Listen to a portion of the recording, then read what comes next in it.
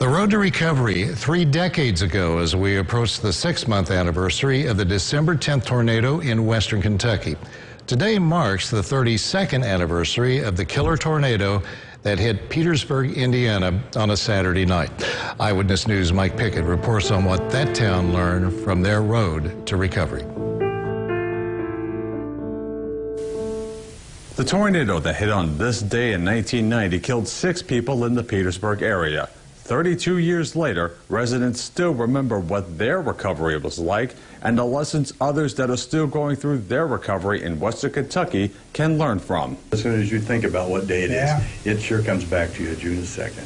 For current Mayor R.C. Clips, Silas Ashley, and former Mayor Randy Harris, the details of that day and their recovery are still fresh in their minds. I came home and everything I had was gone. Well, we had so many of our neighbors that just came to our aid. That's right. To help us pick up the pieces and start back. The F4 tornado claimed the lives of 6 people in Petersburg, destroying 168 homes, damaging hundreds of other buildings.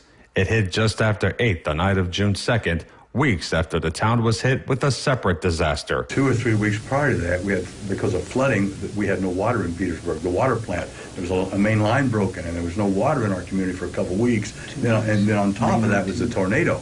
So we were at a period there where we didn't have water or electricity for an extended period of time. The recovery varied among the survivors. It probably took me 5 years to get back everything. As Dawson Springs, Bremen, and other communities hit on December 10th keep rebuilding, Petersburg tornado survivors say they learned the recovery takes a long time and that it takes patience and perseverance. People just persevered.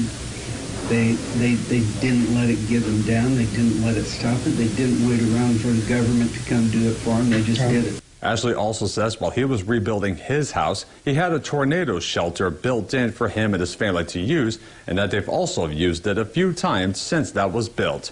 In Owensboro, Mike Pickett, Eyewitness News.